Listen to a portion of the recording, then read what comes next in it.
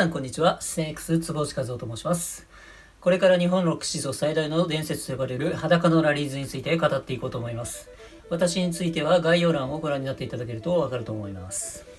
第20回1985年はニューエイジというテーマで裸のラリーズを掘り下げていきたいと思います。ニューエイジという言葉は今日では非常に多様な使われ方をしており、その語句の意味を曖昧にして話を進めるのは困難です。基本的にニューエイジという語句は魚座の時代から水亀座の時代、いわゆるニューエイジに移行するという西洋先生術的な思想に基づいていると言われています。そこから派生し、例えば精神世界、環境保護、新興宗教などと結びつき、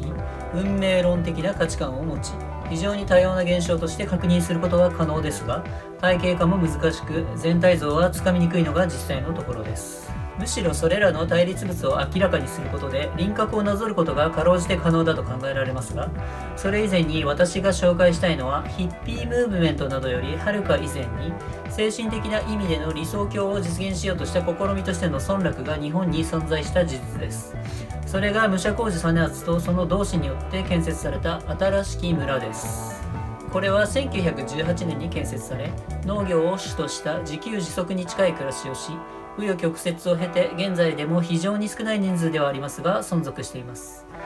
武者小路実篤はこの新しき村の建設に参加し、1924年大正13年には離村し、損害会員として会費を納めるだけになります。その後は太平洋戦争期において新しき村の理念とは真逆の戦争賛成の立場に転向するわけです。ニャン・シウメイさんの武者小路実篤における戦争認識の本質、ある青年の夢と大東亜戦争史観を中心によれば、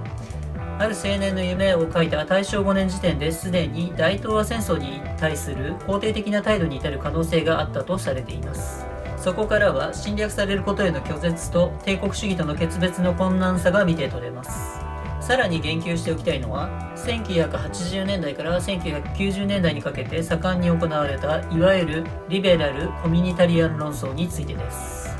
リベラリズム批判として取り沙汰されるのが、現代の西洋社会が根本から孤立した個人がその出自の優位性によって保護されると同時に分断された、いわゆる非社会的な社会であるというものであり、個人は絶対的に自由で負荷を持たず、共通の価値や伝統から切り離されているとされます。このような社会は根本的に安定を失った社会とされ、代表的コミュニタリアンの一人であるマイケル・ボルツァーは、社会の流動性として地理的流動性、社会的流動性、婚姻上の流動性、政治的流動性の4つを挙げています。リベラリズムがその思想を正当化するのが個人の幸福の追求であり、コミュニタリアリズムはその幸福がなされなかった時の周期的な悲嘆と不満の表明ということもできるとされます。つまりこれらはあらかじめ用意された前提条件、例えば生まれた国、地域、家庭とその経済状態などと、それによって与えられる選択に対する反応の表裏とすることもできるでしょう。また現在では特に理解しやすい問題であると言えるのが全体主義の問題で、集団集団に埋め込まれず社会化することのない居場所を失った個人が全体主義へと傾倒するのもコミュニタリアンのリベラリズムへの批判として有力です。以上を踏まえて1985年頃のニューエイジというものについて考えていきたいと思います。1984年には宮崎駿監督のアニメ映画風の谷のナウシカが公開されます。これは高度産業文明が崩壊した後の世界を描いています。その音楽を担当した久石譲さんのサウンドトラックにおける、例えば不快にてという曲などはシンセサイザーによるループとエレクトロニクスによるもので、これらは前回語ったアンビエントミュージックの系譜に一致するものでしょう。関連して宮台真司さんらによるサブカルチャーの体系的な書籍、サブカルチャー神話解体において、出版当時徳間ジャパン常務取締役だった三浦光則さんのインタビューを引用すると、80年代に風の谷のナウシカや天使の卵など今日名作と言われるアニメーション制作に関わったのはなぜですかという質問に対し、75年くらいにベルウッドを辞めた後カウアイ島でブラブラしてた、そこで知り合ったやつがカナダで奈良だっていう環境音楽レーベルを始めたので契約して日本で出した。そこで環境音楽を広める媒体としてアニメーションがぴったりだと思ったんですよ。久石譲などがご存知のように有名になったよね。このように環境音楽が日本においてアニメーションと関連があるのは明確に戦略として存在していたということです。そしてそれらアニメーションが持っていた終末的あるいは SF 的な世界観が音楽と結びつき、それが日本における今日的な意味でのニューエイジミュージックに少なくない影響を与えたことは留意する必要があります。これらアニメーションを当時主張していたのはもちろん若者であり、前述のサブカルチャー神話解体によれば1983年頃から例えば田中康夫さんの小説なんとなくクリスタルのように性や恋愛と結びつく形でメディア化された新人類像は若者への圧力となり、それらについていけない若者に対する救済としてのいわゆるオタク系メディアの機能について取り上げられています。さらに当時起こっていた現象で興味深いものが戦死症候群なるもので、それはムーなどのオカルト雑誌の投稿欄において前世の記憶を共有する人を探し求めるというもので、一時期は投稿欄がこの手の投稿で埋め尽くされることになります。それらの担い手はなんとなくクリスタルなどにおける登場人物、つまりハマトラの姉さんやサーファー野郎などの大学生などより若年層の中高生であり、彼ら彼女らは素朴な形での前世や生まれ変わりについて信じていると見て取ることができます。無論彼らは自身を前世において終末戦争を戦って戦士だったと完全な形で信じていたわけではないと思います。ここから考えられるのは、自身の出自などから完全に独立した形で獲得できる中間集団的な共同体であり、その結びつきにおいて要求されるコードがその当時に流行したアニメーションや漫画などのメディアにおいて取り上げられた SF 的な世界観であったと言うべきでしょう。こうした中間集団への気球は前述のリベラルコミュニタリアン論争を引いて考えれば流動性の上昇への反応と符合し、創作的な世界においてたびたび存在する記憶としての歴史、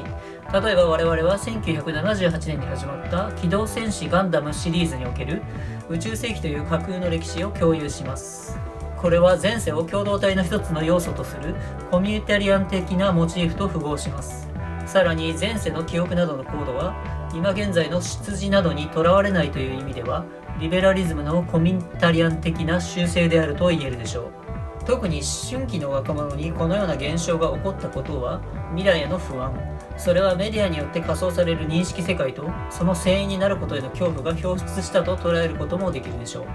う。しかしその反面、見立てによって世界認識を根本から作り変える創造性において卓越したものがあるのも事実です。この現象は流動性の上昇によって安定を失った自己をその想像力で補おうとする試みであったわけで、その方法は共通するコードを持つ者同士の戯れや祭りを通した中間的コミュニティ構築であったといえ、このような見立ての技術、それはオタク的と当時揶揄されたものでしたが、現在は非常に一般化された表現とみなすことができるでしょう。つまるところ、ニューエイジという概念は流動性上昇に対する危機にさらされた個人の共同体への気球、願望が短所であったということができ、その共有コードへの対立物は物質文明、現代文明、さらにはそれがもたらす個人の危機と言えますが、その実文明化によってしか成し得ないメディアの発達によって初めて成立したという点で矛盾をはらんでいます。では裸のラリーズにおけるニューエイジ的側面ですが、直接的な関係はありません。しかし裸のラリーズをコードとした共同体気球とみなせば、人々の心理プロセスは同様と見て取ることができます。例えばヒッピーなどが分かりやすく長髪やタイダイ染めのシャツなどで表せるように、裸のラリーズもまた非常に多くの記号によってその存在が認知されていると言えます。そこから人々は裸のラリーズを記号的に取り扱うことで共有できる共同体を希求していると見て取ることもできます。今日裸のラリーズの曲がラジオなどで放送される際などに起きる禁を犯すことに対するかのような祭り的な戯れを見るにつけ、裸のラリーズは出自などにとらわれない共同体を希求する人々にとっての共有コードだと考えることができるでしょう。それはある意味ではこのバンドが実体から乖離した存在へと移行していったと見て取れ、この1985年頃、オタク的な見立てによって世界認識を調整することによって現れる新しい共同体が現れることと時を同じくしていると考えられます。伝説という言葉に立ち返って考えれば、伝説とはそれを語り継ぐことによって共有する歴史です。裸のラリーズはその存在によって立ち現れる中間的な共同体によって伝説とされたのであり、その共同体は人々にとっては生まれつき埋め込まれた社会や出自などから自由であったと言えるでしょう。武者小路実篤に話を戻すと、新しき村の建設時点で相矛盾した戦争を部分的に肯定するという思想を持っていたとするヤン・シュウメイさんの指摘は、ニューエイジという事象を考えるときに示唆的です。それは矛盾した感情をナイーブなままで保留しているということで、そのことはニューエイジあるいは戦死症候群などにおける共同体気球と同時に発生する排他性と同等であると感じます。こうした問題の解決のために、例えば体系的な教義を持つとすれば、それは宗教色を強めますが、私にはむしろそのナイーブこそがこれらの運動における本質であるとも見て取れます。素朴な生まれ変わりや運命論は公正世界仮説的であり、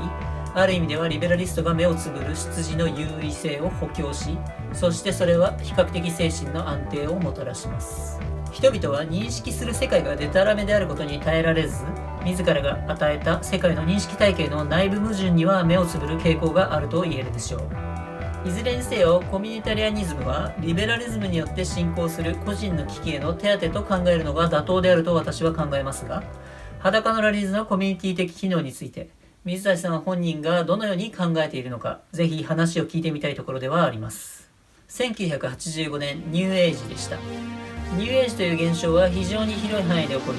共同体から切り離された個人が共同体を取り戻そうとする動きだと捉えることができます。